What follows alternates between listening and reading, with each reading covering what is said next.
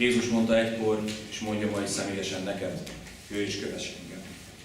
Hallgassátok meg Istenünknek igéjét ezen a mai estén, amit szólni kíván közöttünk, János apostol első leveléből, az első részből, annak első 7 verséből.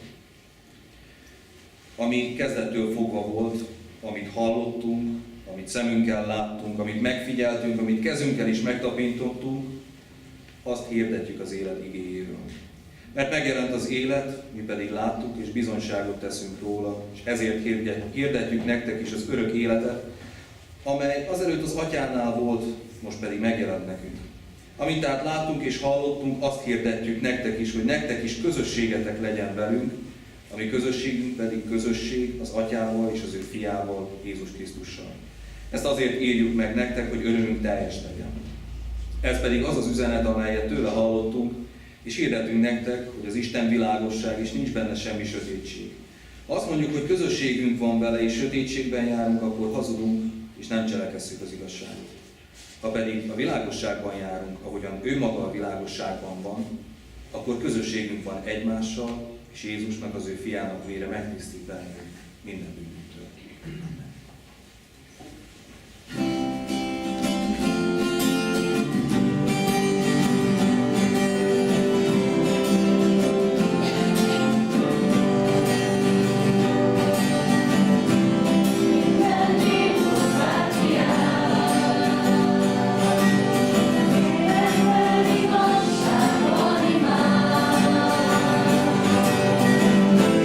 Dicsőség a királynak!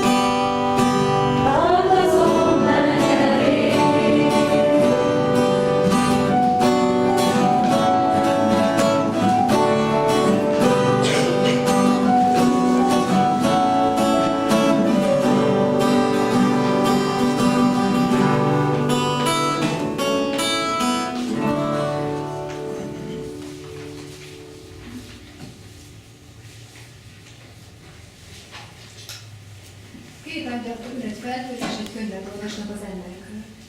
Na hát, csodálkozik az egyik angyalka. Ezek az emberek nem fogadnak szót egymásnak. De érdekes, mondja a másik. Tudod mit? Játszunk emberesek. Menj át arra a felhőre, én majd hívlak, de te nem jössz ide. Jó, egyezik vele az első, és átmegy. Angyalka, tessék, itt vagyok, mit akarsz? Rohan vissza az első angyalka. Nem jó, nem így kell játszani, bosszankodik a másik. Te menj át, és akárhogy hívlak, ne gyere ide.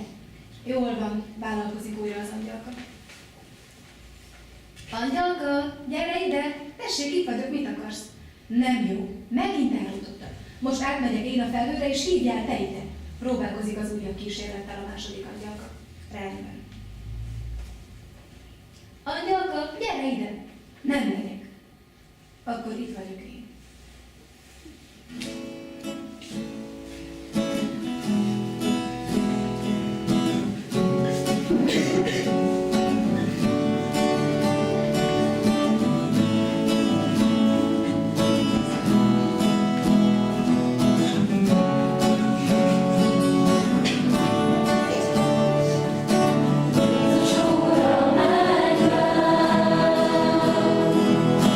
Sing the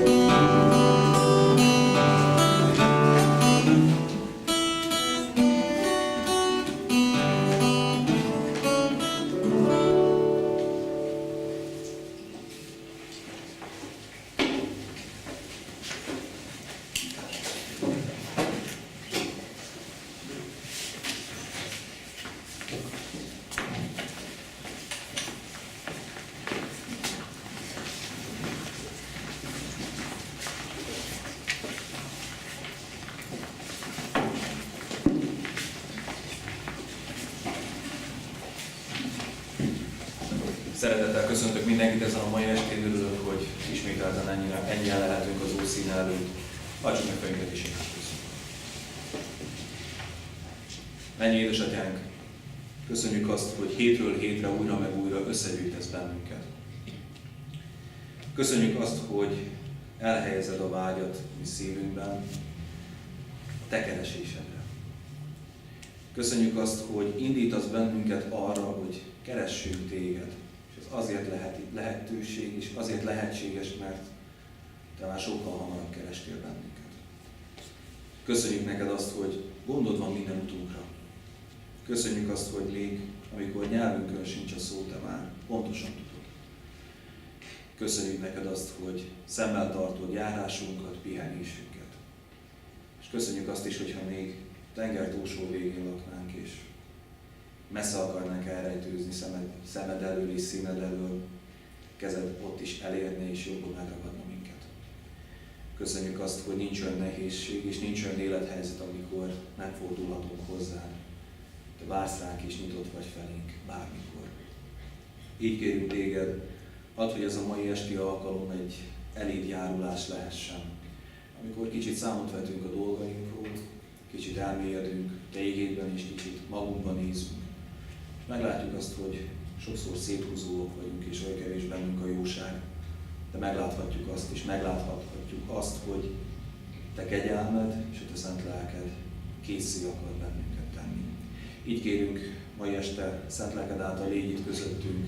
Áld meg bennünket, mint közösséget, és áld meg bennünket egyen-egyenként, hogy valóban a te lelked legyen az, a léleknek az egysége legyen az, ami megtart bennünket, és hogy megértve a te igédnek üzenetét, megcselekedjük azt a te dicsőségedre. Kérjük, adj számunkra most nyitott szívet, és adj számunkra te jelenlétedet. Szent Fiadért Jézusért. Amen. Ahogyan már megszoktuk a Galatákhoz írt levélből, a 5. részéből, a 19-től a 25. terjedő versekből válogatva olvasom Isten igéjét. A test cselekedetei nyilvánvalóak, mégpedig ez, a széthúzás. A lélek gyümölcse pedig a jóság. A lélek által élünk, akkor éljünk is a lélek szerint. Amen. Hétről hétre vesszük test cselekedeteit és a lélek gyümölcseit, hogy pontosan mi is mit jelent meg hogy hogyan van jelen az életünkben. És azt gondolom, ahogyan a harag, meg ahogyan sokszor a gyűlölet, meg az indulat, meg a testnek a cselekedetei, ugye minden napok terén jelen vannak, úgy ez sem kerül kivétel alá. Ez sem kerül a kivételek közé, hiszen a széthúzás azért jelen van. A jóság pedig nagyon sokszor hiányzik. És ezt legfőképpen, ahol meg lehet tapasztalni, meg ahol meg lehet élni, az nem más, mint a közösségi élet. Közösségben meg lehet tapasztalni a leginkább a széthúzást, annak sajnos hatalmas erejét, és azt, hogy bizony közösségeinkben, meg baráti társaságainkban, meg akár családunkban, hiszen az is egyfajta közösség, nem igazán uralkodik a jóság. És ezt leginkább ott tudjuk megtapasztalni, meg ott tudjuk megélni, mert úgy önmagunkban úgy elkönyveljük azt, hogy jók vagyunk, meg úgy szeretjük magunkat kényeztetni, lásd például a bokáit wellness, meg smink, meg stb. Ez most így a lányokra vonatkozik, de egyébként ugyanilyen téren az edzőterem az nem más, mint egy picike egósimogatás, ahol van nem tudom 300 tükör, és ezért mindegyikben megnézzük, hogy pontosan ugyanolyan kockás a hasfal, hogyha egyáltalán kockás hasfal. De úgy szeretjük magunkat picit elkényeztetni, meg azt mondani, hogy magunknak ezt megérdemeljük, nekem ez járó Real Párizs, vagy megérdemled, mit tudom én. De az sok ilyen szlogán van, ami pont arra akar sugalni, hogy ez neked jár, meg ezt te megérdemled. És ezt ugye is tudod magadba könyvelni, hogy bizony nekem erre igazán szükségem van, mert pont, én megérdemlem. Meg én jó vagyok, én nem vagyok rossz. Ezt úgy önmagunkban el tudjuk könyvelni, de amikor közösségben, csapatban, csordában, falkában és a falka szellem egységében próbáljuk meglátni, meg is látjuk azt, hogy bizony uralkodik a széthúzás, azért az egy kellemetlen dolog, és rossz érzés meglátni azt, hogy a jóság ez hiányzik. És rossz megélni azt, hogy a te életedben, a másik részéről hiányzik a jóság. De azt gondolom, hogy picivel kellemetlenebb, amikor te magad rájössz, hogy a te életedből a másik felé túlja hiányzik. De hogy még maradjunk egy picit a közösségnél, meg a közösség fontosságánál, hiszen ez az, ami körülvesz bennünket, és ez az, amihez tartozunk, meg amivel jelen vagyunk mi magunk is. És a széthúzás, meg a jóság, hát valahol itt történik, meg itt nem történik, meg a széthúzás igen, a jóság pedig nem. De közösségben és közegben zajlik. Egy jól működő közösségben természetesen azt mondjuk, hogy jóság van, széthúzás meg nincs. És erre azért van egy kifejezetten ideális példa, és nem kell a mesevilágot ilyenkor segítségül hívni, hanem ugye mindennapok tapasztalataiból. Egy tanulságos történet pontosan a vadludakról, hogy miként repülnek, és hogy miért is repülnek vég alatt. Ezt engedjétek meg, hogy felolvassam. Miért repülnek a vadludak vég alatt? A válasz egyszerű, és a fizikai törvényeken alapul. A lényeg az, hogy a V-alakzatban könnyebb a repülés, nem fáradnak el olyan hamar, és így hosszabb távot tudnak megtenni.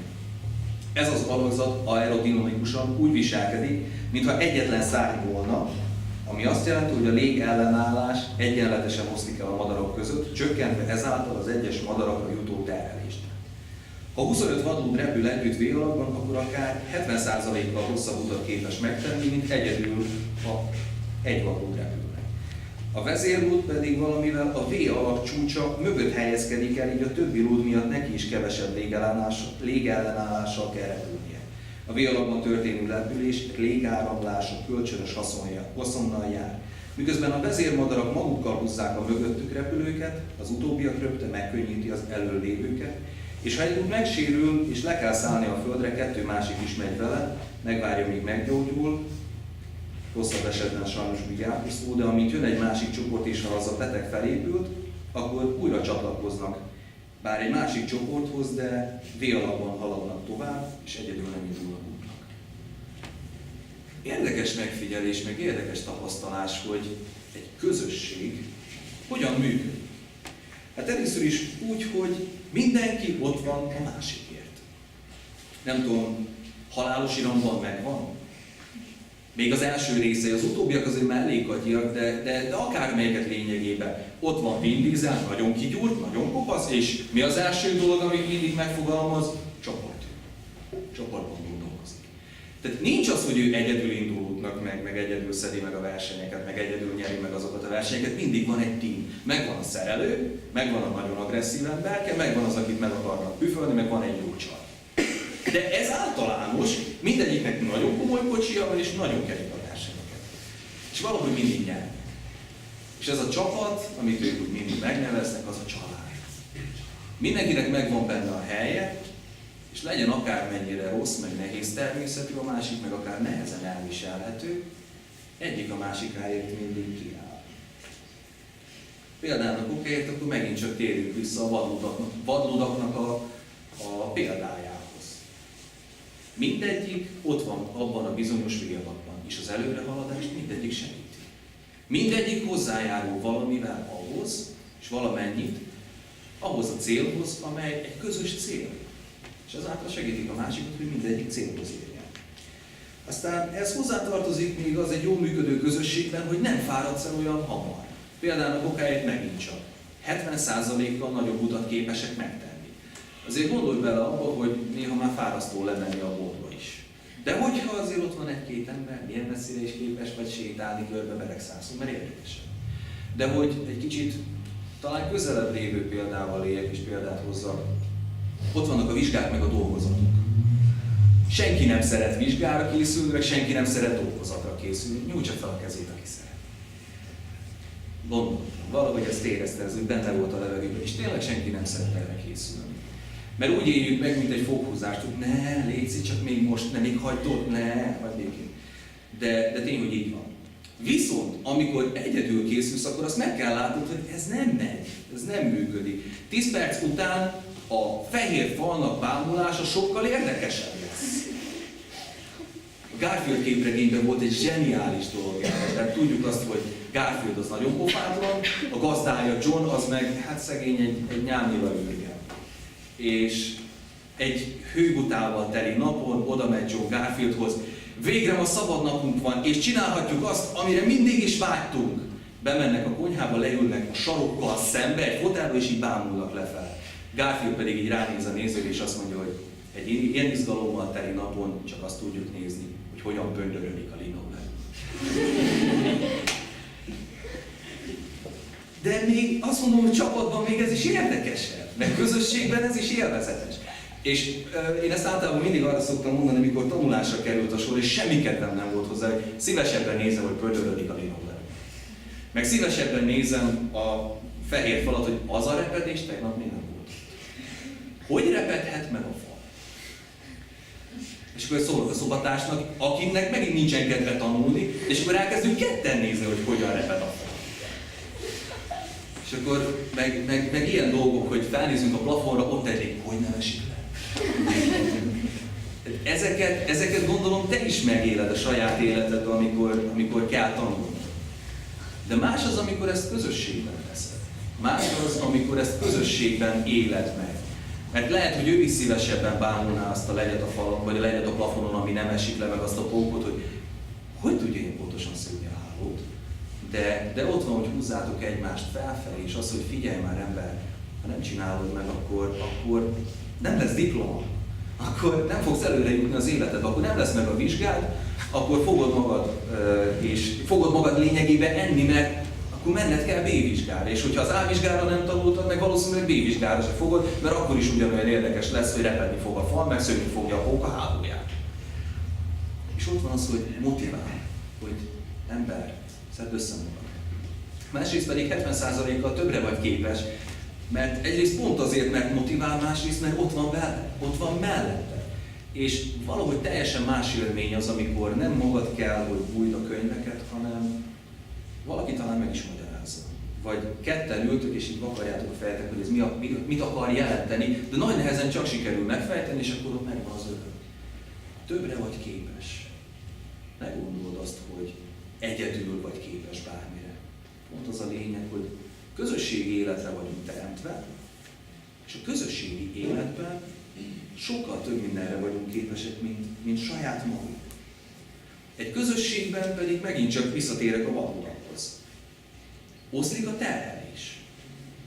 Többre vagy képes, mert nem kell annyit cipelned. És most gondolj bele csak a fapakolásnak a történetébe. Van egy rahedli fa, be kell pakolni. Egyedül megcsinálod, megkeversz. De gondolj csak bele abban, mi van, hogyha csak egy embert hívsz magaddal, aki ugyanannyit csinál, mint te, már fel annyi dolgot van. Mi van, hogyha 3 embert hívsz, akkor 3 annyi. Ha 4-et, akkor 4-et. És így tovább. Sokkal többre vagy képes, sokkal nagyobb eredményeket tudsz elérni. Sokkal jobban teljesítesz. És most ilyen példálózós kedvemben vagyok, vegyük példának okáért a foci csapatot, vagy ki az, aki szeret kézilabdázni. Többen? Nem, kevesebb. Ki az, aki focizni, akkor ebben a csapatban úgy látom. Ki szeret labdajátékokat játszani? Jó, rendben. Hát ez nem. Lényeg az, hogy gondolj bele, van egy csapat, mint Vin Diesel, csak ez most nem kocsikkal játszik, hanem focizik, vagy bármi más csinál. Mi lenne akkor, hogyha szerencsétlen foci csapat egy darab emberből állna, akinek kell lenni? Hátvédnek, középhátvédnek, csatárnak, kapusnak, meg a többinek, mert nem szeretem a focit, csak most példának hoztam fel. És most Maksai Attila tiszteletes nézhet rám, hogy nem szeretem a focit, már megint egy ilyen lelkészít. Mondjuk, ha a Chuck Norris, akkor nincs gond. Jó, ezt én értem, de most egy szimpla halandóról beszéljünk. Ott van az, hogy ha szegény embernek egyedül kellene szaladgálni azon a nyomorult pályán, akkor 3000 nullára verné meg az ellenfél csapat. Pedig köztük van egy béna, egy vak, meg egy sánta is.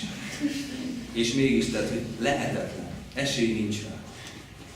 Mégis, amikor egy csapat odáll, egy közösség odáll egy célnak az érdekébe és egy célnak az ügyébe, akkor mégis képes lesz arra, hogy amit szembe jön, azzal ő maga szembe menjen, és hogyha kell, akkor bizony győzelmet arasson. És meg kell érteni, meg kell látni, hogy ebben az életben egymás segítségére vagyunk, nem csak utalva, rendelve.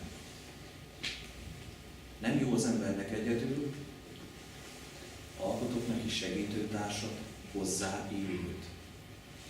És azt gondolom, hogy valahogy ez nem csupán a párkapcsolatra igaz, hanem egész emberi életünkre. A másiknak segítőtársnak kell lenni.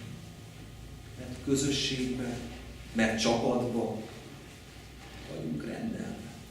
Ebben igaz, többre vagyunk képesek, van húzóerő, nagyobb távot tudunk megtenni. De nem csak utalva vagyunk a másikra, hanem rendelve is. Ezzel kapcsolatban meg még, hogy oszlik a terhelés egy-egy közösségben, kifejezetten jó példa volt, amikor, hát még akkor táboroztam, 14 éves lehettem, körülbelül 15, pontosan az időre nem emlékszek, de arra emlékszek, hogy milyen példával szemléltette nekünk a táborvezető lelkipásztora. Hát úgy kiválasztott egy olyan jó termetes gyereket, és akkor azt úgy odaállította mindenki elé, kihívott egy sokkal kisebb termetűt, egy ilyen nagyon vézna gyereket, és akkor azt mondja, jó, 2 kézzel emelt fel. Szegénynek a szem az majd kihúzott, mikor megpróbálkozott vele. És akkor azt mondja, milyen? Normális, vagy egy gyerek szíve szerint megkérdeztem volna, de az ugye nem megy, hát nehéz. Hogy gondoltad, hogy én a magam kis 40 kilójával egy 80 kilós testvéremet rá tudom emelni? Szóval nem gondoltam, csak arra kértelek, hogy próbáld meg. És akkor azt mondom, most jöjjön ki mindenki, aki ott van benne. Kijöttek, és azt mondja, mindenki csak így a tenyerét tegye ki, és arra a srác feküdjön rá. És érdekes módon akkor meg tudták tartani. Még az egyik 2 kézzel nem tudta, hiába erőlködött, úgy egy közösségnek, meg egy csapatnak elég volt csak kiújtani a kezét, ami pedig simán megtartotta. És egyik meg se került igazán nagy erőfeszítésbe. Valahogy így vagyunk a közösségben is, és a közösséggel is. Van egy megtartó ereje, de azokat a terheket, amiket neked kell elhordanod és elhordoznod, azokat meg tudod osztani. Igaz, amikor a másiknak vannak terhei, azt is meg tudja osztani, és igen, adott esetben neked is kell vinned, de mindig lehet könnyíteni. Mindig valakire bízhatsz egy részt abból, amit neked kell vinni. És ugyanígy nem csak a rosszat, hanem a jót is. Amikor valaki örül, meg valakit öröm ér, azt sem tartja meg magának, hanem igyekszik megosztani. És oszlik a terhelés, de osztódik az áldás is. És hogyha már arról beszélünk, hogy a terhelés oszlik, római birodalomnak nagy politikája ez volt. Oszd meg és uralkodj. Igen, közösségben oszd meg a terheit, és mint közösség uralkodjatok felette. Legyetek urá nehézségeken. Az Istennel urá lehet menni a nehézségeken. És egy közösségnek van egy olyan csodálatos ereje, hogy formál. Megmondom őszintén, én egy ilyen nagyon lázadó, talajos pángyerek voltam egy időben, ez a teológia első évén. Hát úgy furcsán is néztek rám alkalomattán, hogy hát ez meg micsoda.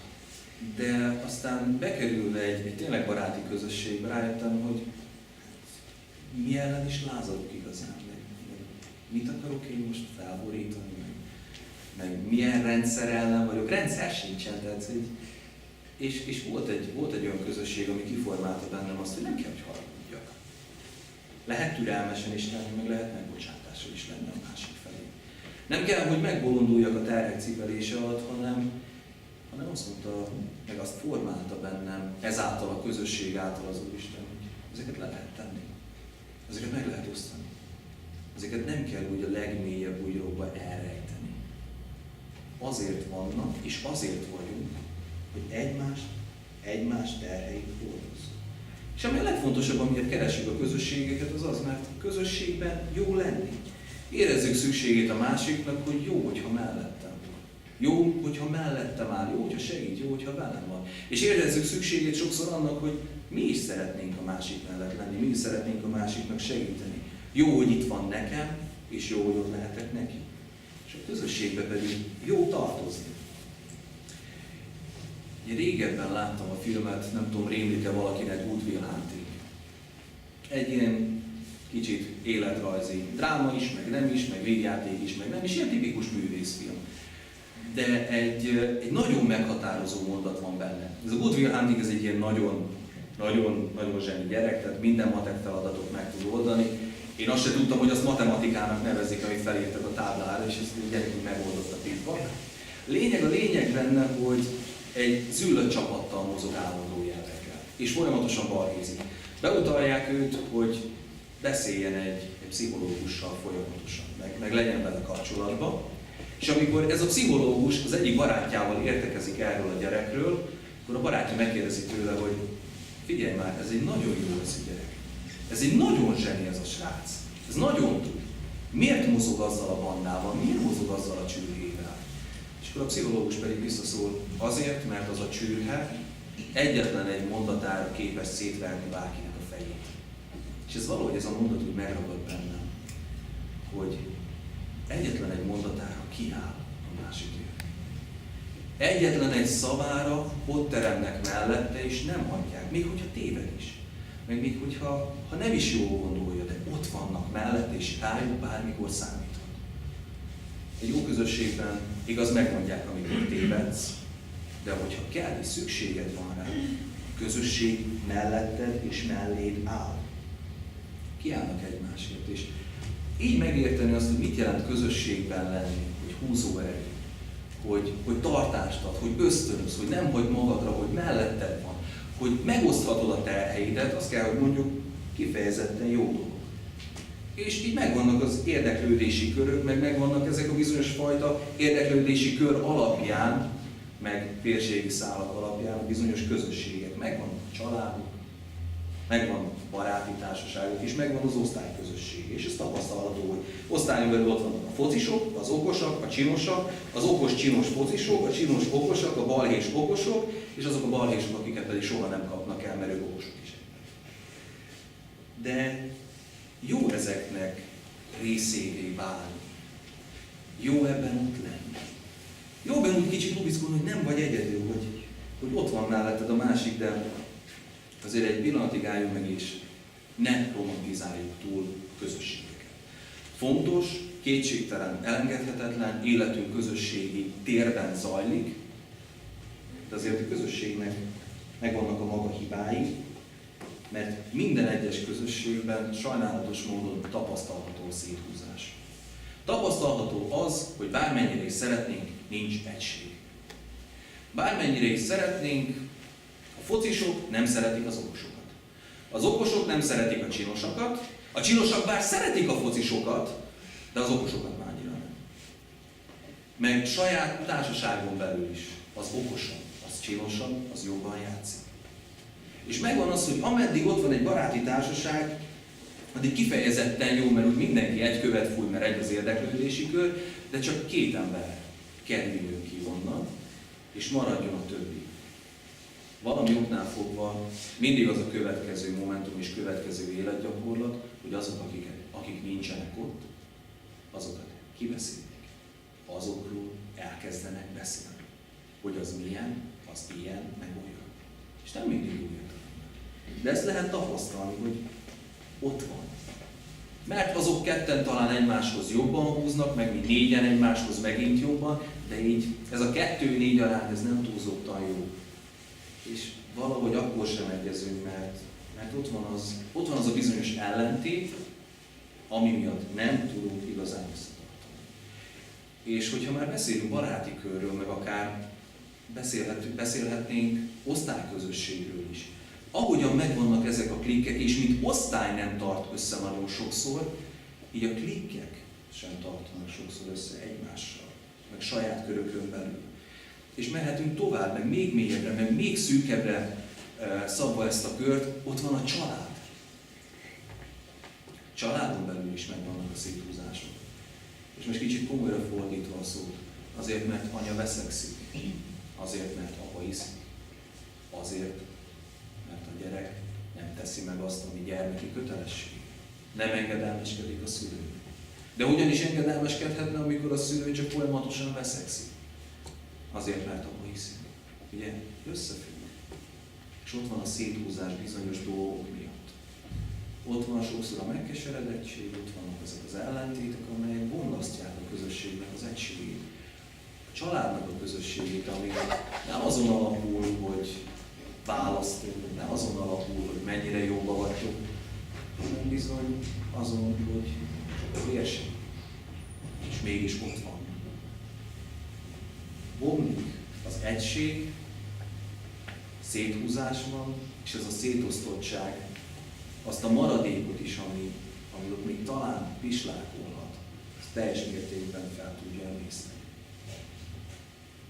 De lehet ilyen téren, persze azt mondom, hogy nem ennyire drasztikus a helyzet. Csak szimplán apás vagy, mert vele egy követ fújtok, mert vele jobban kijössz. Vagy éppen azért, vagy anyás sokkal inkább, és húzol hozzá sokkal jobban, és apától el, mert apa néha veszekszik, de anya minden nap ott van velem, mert ő volt az, hogy lényegében felnevelt, mert édesapám csak munkában volt. Vagy éppen a tesódhoz húzol, mert ő körülbelül veled együtt van a tápláléklánc legalján, és azokért a dolgokért együtt kaptok, amit közösen tesztek ki. De családon belül is megvannak ezek a, noha még pici is, de széthúzó pillanatok. Nem olyan régen láttam egy nagyon érdekes képet erre, a pici gyerek oda megy az apához, apa, add már ide nekem a kocsit. Fiam, 5 éves vagy, még nem is tudsz vezetni. Erre a fiú visszaszól, édesanyja se, de mégis odaadod neki a kocsit, hogy vezesse. És a következő kép, hogy apa, a fiú egy ágyban, a gyereknek a szobájába, és akkor mind a kettőnek így be van ragasztva a feje, mert az édesanyja az elkente mind a kettőt, irgalmatlan röhögnek, és oldalról jön egy ilyen kis szövegbuborék, még mindig hallak titeket.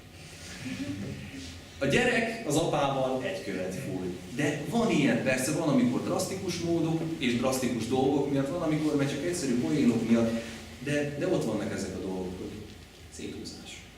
És ez alól a keresztény közösség sem mentes. Nem mentes. Nem ugyanolyan keretrendszeren belül dolgozik. Vagy még nem értette meg az Istennek bizonyos igét, hogy élete bizonyos területeire, és még nem áll annyira készen, mint talán a másik. Talán készen van, vagy már talán készen van, teljesen úgy idegileg, meg bármi más módon, de te nem úgy éled meg a hitet, mint én. Te más vagy. Te máshogyan olvasod, máshogyan imádkozol, máshogyan jársz templomba, máshogyan öltözöl, máshogyan nézel, máshogyan beszélsz. Máshogyan érzel, máshogyan gondolod, és ezek a dolgok megint ugyanoda vezetnek, hogy akár keresztények között is széthúzás támad. És igen, támad széthúzás, mert emberileg nézve, emberi erőből egyedül erre vagyunk képesek. Megosztani az egységet, megosztani a társaságot. Mi magunk is megosztó személyiségek vagyunk, sőt, még néha saját magunkkal se vagyunk hajlandó szóba állni. Ezek vagyunk, és ilyenek vagyunk. Mégis mi az, ami egységet tud kovácsolni? Ha ennyire fontos, és ennyire remek és csodálatos, Istentől rendelt dolog a közösség, mi ennyire szét tudjuk rontani és szét tudjuk rombolni emberi önerőből, akkor mégis mi az, ami egységet tud kovácsolni ebben a lehetetlen helyzetben? Az, amiről a Szentírás azt mondja, hogy a lélek gyümölcse, a jóság. Igen, tudom, ez a cím, tehát rögtön ott már spoiler alert, és már be van jelentve, hogy a jóság az, ami talán meg tudja, sőt a jóság az, ami meg tudja oldani ezeket a talán feloldhatatlannak tűnő ellentéteket a széthúzással kapcsolatban. De mégis ez annyira egyszerű, mint a húsvéti nyúlnak a története. Nem tudom, ismeritek el, szerintem már biztosan hallottátok. A vezető lelkipásztor megkéri a segédlelkészét, hogy a húsvéti alkalmat a gyerekeknek tartsa már meg ő. És hát bemegy az ifjonc a gyerekekhez, és megkérdezi tőle, na gyerekek, mi az? Kicsi, bolygós, nagy füle van, és így húsvétkor őróla szoktunk nagyon sokat beszélni. Az egyik gyerek megszólal, hát ez nagyon úgy hangzik, mint a húsvéti nyúl, de az akkor is az Úr Jézus Krisztus. Mert megtanulta, hogy a régi lelkésznél mindenre ez a válasz. Mert ez olyan csuklóból jön, meg úgy ösztönösen jön. És mindenre ez a jó válasz. És most merem azt mondani, hogy igen, az Úr Jézus Krisztus a válasz. Nem a húsvéti nyúl, azt most felejtsük el. És mondtam. Arra, hogy azok a feloldhatatlannak látszó, széthúzó erők hogyan tudnak megszűnni. Az Isten jóságában. Abban, hogy megtapasztalva az ő jóságát, mint saját életünkben, közösségi életünkben beleírjuk azt. És megértjük, hogy sokszor a másik nem biztos, hogy rosszat akar nekünk. Csak úgy tűnik, mintha. És jó, családban megint vegyük például kokáira nevelést. Mennyire rosszul tud esni, amikor édesapád vagy édesanyád úgy kicsit mogorvábban nevel, vagy úgy szigorúbban akar megfogni.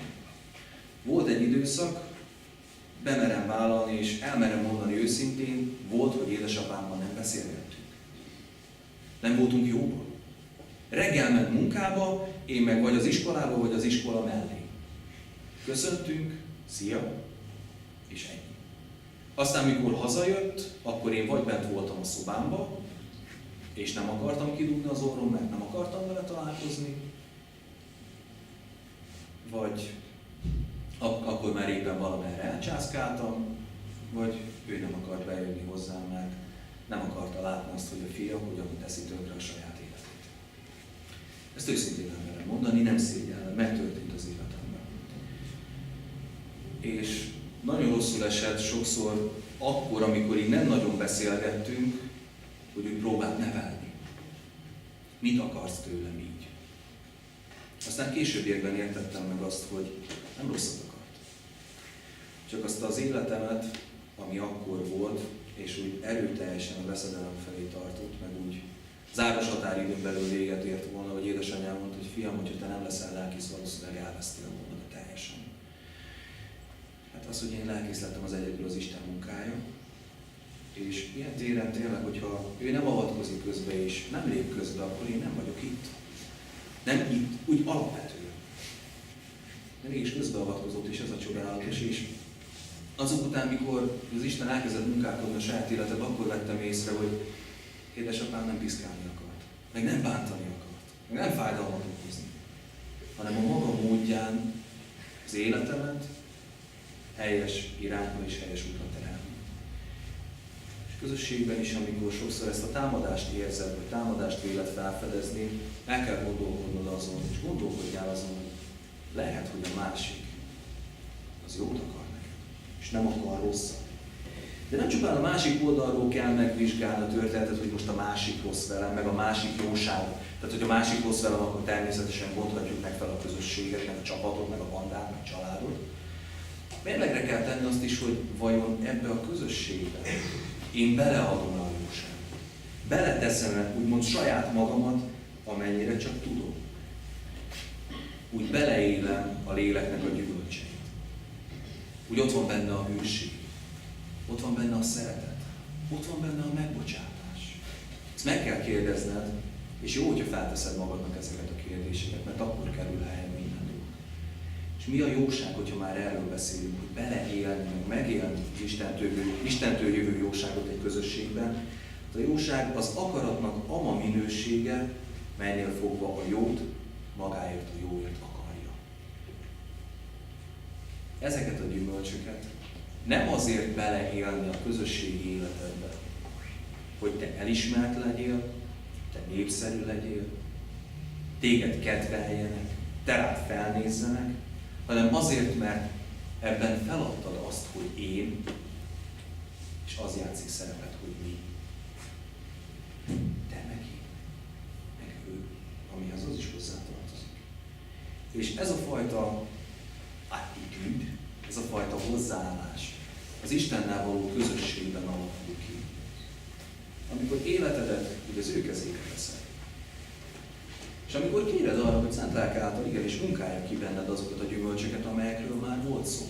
És azokat a test cselekedeteit, ami paráznaság, meg tékozlás, meg bujálkodás, meg harag, meg önzés, meg bártoskodás, meg minden egyéb, az pedig kerüljön ki a képből. És mindaz, ami a lélek gyümölcse, az kerüljön bele. Tudom, rossznak sokszor érdekesebb lenni. Ez Hajós András mondta egyszer, hogy hát miért érdekesebb egy színházba eljátszani a rossz karaktert? Mert hát a jó az olyan unalmas. Ezt próbált ki, és ezt ő tanácsolt, ezt most nem én mondom, őt idézem, próbált ki otthon a tükör előtt, hogy amikor el kell játszanod a jót, hogy kedves hölgyem, várjon, megyek, segítek, átsegítem őt az úttesten. Ez mennyire unalmas. Viszont gondolj csak, de én leszek a világon, mennyivel másabb, tehát mennyivel érdekesebb kimondani, ugye? Mennyivel izgalmasabb tud lenni. De tudod, az a helyzet, hogy talán csak eljátszani érdekesebb. Pillanatnyilag benne lenni esetleg. De semmiféleképpen nem vezet célra, mert hogyha a mérlegre teszed, és végiggondolod az egészet, a jóság az, ami le tudja győzni a legnagyobb gonoszt is. Krisztus jósága legyőzte a halált, és lefegyverezte a sátánt. Gondolj bele.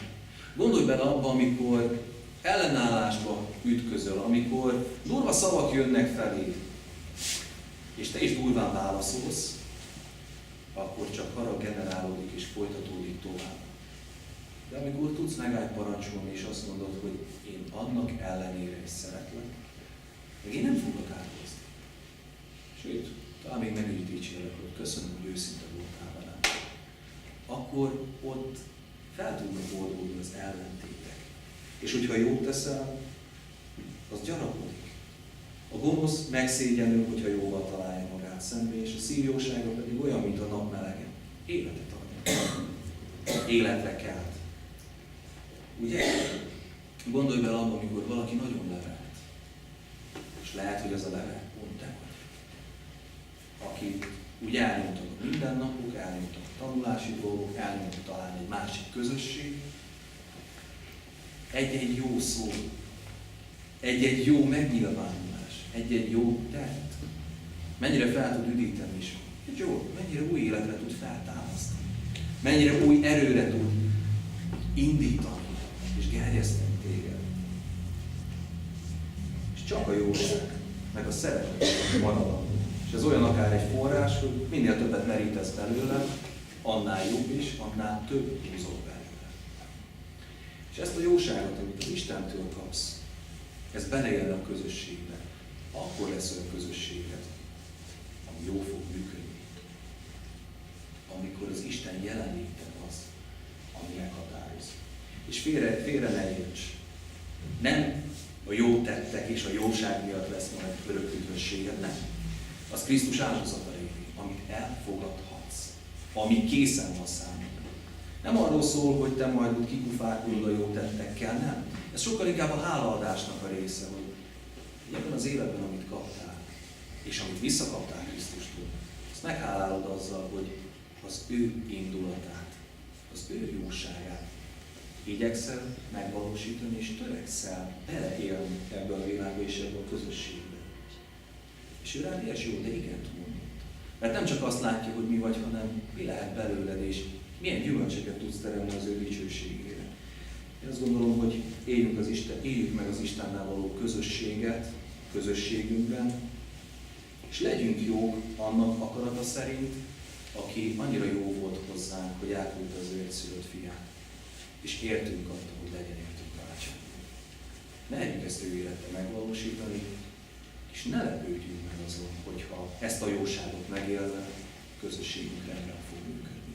Én csak azt kívánom mindenkinek, hogy ez valóban itt legyen és így történjen. Amen. Imádkozzunk.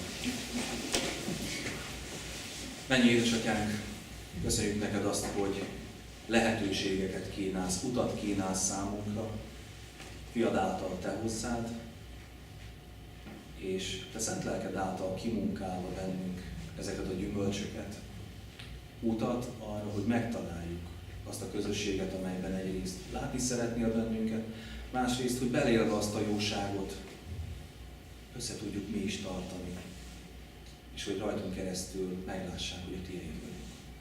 Így kérünk téged, tedd áldással mi életünket, tedd áldással mi tetteinket. Ne öncélúvá váljunk, ne magamért, hanem a másikért, és a te dicsőségedre történjünk. Így kérünk téged, áld meg bennünket, és add a te szent lelkednek áldását, mind napunk, mind pedig életünk egészére. Fiadért kérünk, hallgass meg minket. Amen. Mi atyánk, aki a mennyekben vagy, szenteltessék meg a te neved. Jöjjön el a te országod, legyen meg a te akaratod, amit a mennyben, mint a földön is. Minden napi kenyerünket add meg nékünk ma, és bocsáss meg a mi vétkeinket, miképpen mi is megbocsássák az ellenünk vétkezőknek. És ne vigy minket kísértésbe, szabadíts meg minket a gonosztól, mert tiéd az ország, a hatalom és a dicsőség mindörökké. Amen. Az Istennek békessége, mely minden értelmet felülhalad, őrizze meg szíveteket és gondolataitokat az Úr Jézus Krisztusban. Amen. Most pedig kérlek titeket, hogy hallgassátok meg a hirdetéseket. Először is szeretnénk hirdetni, hogy lehet csatlakozni a Frighez. Ennek érdekében Kis Alexandrát kell keresni. Továbbá szeretnénk hirdetni, hogy lehet csatlakozni a szolgálócsoportokhoz, a Frigbandhez, a 4 érzékszínházhoz, valamint a Bolyhatűvérekhez. És szeretnénk hirdetni azt, hogy jövő héten lesz Frig. Jövő héten lesz Frig, szeretettel várni mindenkit. Aztán továbbá szeretnénk hirdetni az ima kérésnek a lehetőségét. Egyrészt van imadoboz, másrészt pedig meg lehet személyesen mindazokat keresni, akik vállalták ezt a szolgálatot, és akár kicsit elvonulva imádkozni, vagy éppen akit indít a lélek arra, hogy vállalja az imaközit, akkor az alkalmunk után ezzel lehet élni. Továbbá először is szeretném még hirdetni az adakozásnak a lehetőségét. El fog két oldalról indulni a megszokott fütyök, valamint mind az ajtónál van a persely, és lehet céladományokat adni, ami most legfőképpen azért aktuális és esedékes, mert jubileumi fritúrára készülünk, és hogy ez mindenki számára, és minél több ember számára elérhető legyen.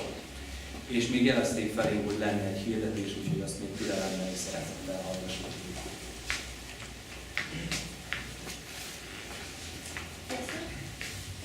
Amit szeretnék közöttetek hirdetni, az a Krisz Tavháti Alapszervezetének a hétvégéje, ami Szikra néven fut, és ami Szikra néven ismert. November 13-15, azaz jövő hétvége. Jelentkezési határidőt jövő szerda este nyilván. 15 pluszos a hétvége, tehát minden olyan fiatal, aki betöltött a 15-öt, az szeretettel hívnak és várnak. Ami még fontos, igen, jelentkezési lap vagy regisztrációs akármi, amit ki lehet tölteni és ki kell tölteni. A krisz.org, igen, weblapon lehet megtalálni, illetve Facebookon is lesz majd terjesztve, és szerintem fogjátok látni, és meg lehet ezt találni. És téma, igen, csontjaimban rekesztett tűz, akit érdekel, az nyugodtan utána olvashat, illetve a Krisz Tavháti Alapszervezetének a munkatársait nyugodtan meg lehet keresni, és ha bármi kérdés van, akkor nyugodtan lehet kérdezni. Szóval ne felejtsétek el, jövő hétvége, jelentkezési határidő szeptember. November 10, jövő szerda. A költségekről még néhány szót. Tehát 150 grillingbe kerül a hétvége, viszont vannak különböző opciók, amiket lehet választani, attól függően, hogy mennyire van lehetőségetek, és mennyire áll rendelkezésetekre az, mennyire töretek lehetőséget, igen. Én sem beszéltem. Na mindegy. Szóval ne felejtsétek el, és jelentkezzetek, mert szeretettel várunk mindenkit. Köszönjük! Köszönjük szépen! És hát most pedig következzenek a születésnaposok. Popovics Zita, Benedek Viktória, kérem, fáradjon. Itt vagy?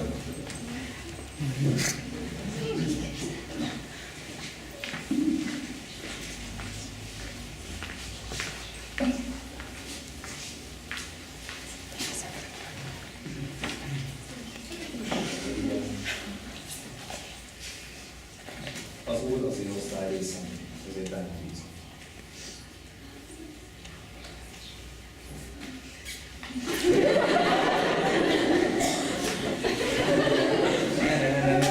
Még éneklünk egyet, de először...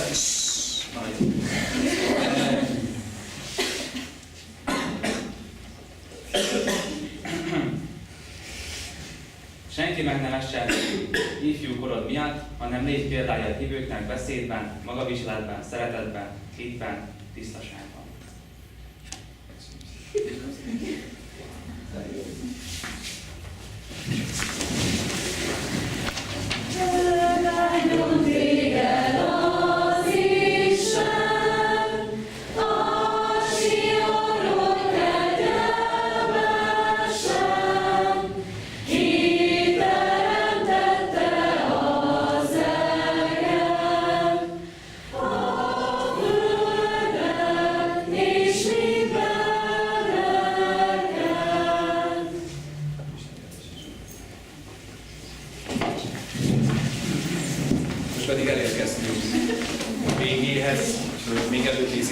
lehetetlen térséget adunk.